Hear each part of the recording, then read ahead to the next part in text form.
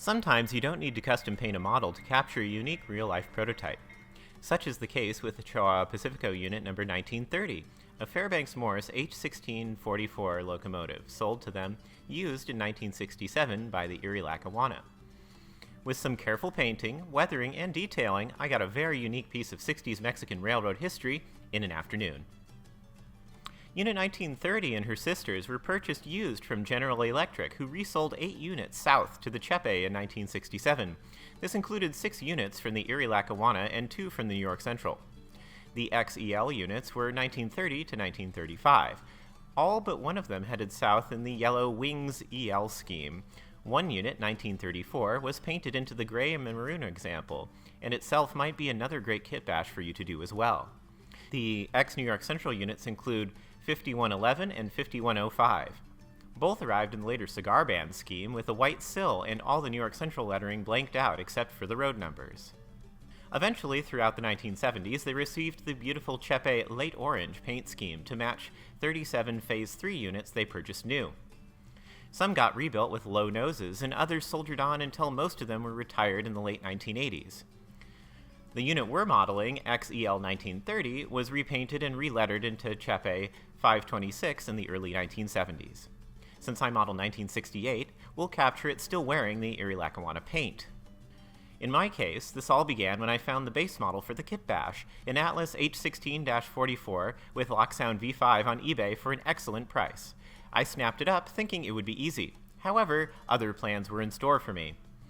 Having done some research, my unit, Erie Lackawanna 1934, which was in the black-yellow wing EL scheme, wasn't correct for its arrival on the Chepe. In 1967, it had already been repainted into the maroon and gray scheme. So rather than reletter it, I reached out to Atlas Parts Department to see if they had a spare shell for another unit in that order. And as luck would have it, they had a spare EL 1930 shell. So I purchased that from them and I had it sent on my way.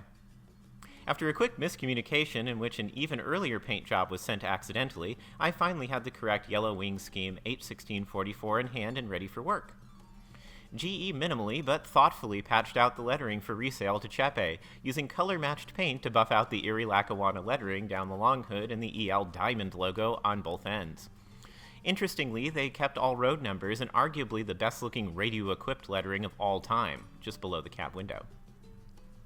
So I patched out the unit just like GE did. In my case, I used Tester's Easy Liftoff, or ELO. You don't need to use ELO to remove the logo on the nose. Paint will effectively cover it without leaving a ghost. I let that dry, and then after masking the window glass, I sealed the unit with Tamiya Flat Clear to begin weathering the unit to match prototype photos. The Center for Railroad Photography and Art has a fantastic shot of Erie Lackawanna 1930 in CHP service, and I used that along with other photos I'd found scattered around the internet to dial in the weathering. Weathering was pretty straightforward. Observing the locomotive provides some neat details to focus your weathering on. The paint on the sill has begun to fail, revealing the gray primer underneath. This can be captured very convincingly by dry brushing in a vertical motion using primer gray acrylic paint.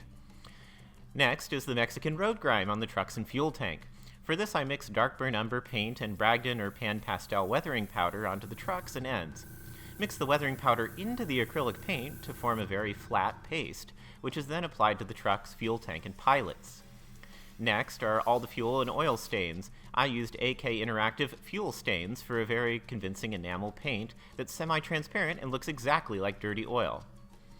If you accidentally handle the model where the fuel stains are, you'll definitely leave fingerprints, so be careful.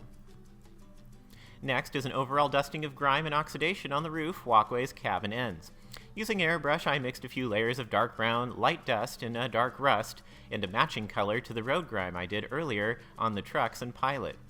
I sprayed it across the model, matching the reference photographs. I tried to focus my weathering along panel lines as it is in real life. Finally, I sealed the model in Tamiya Flat Clear spray paint, and the model was ready to hit the rails.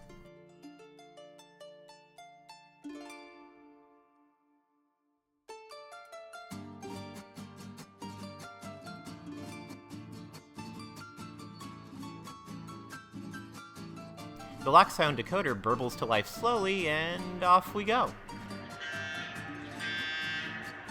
Now this remarkable piece of East Coast railroading can enjoy its retirement down in Chepe's gorgeous route through Copper Canyon and beyond. I encourage you to hunt down Erie Lackawanna 1930 through 1935 and make your own model. And this has been The Joy of Kit Bashing. Please support the Patreon, make sure to subscribe, and don't forget to hit the bell icon. Thank you so much, and goodbye.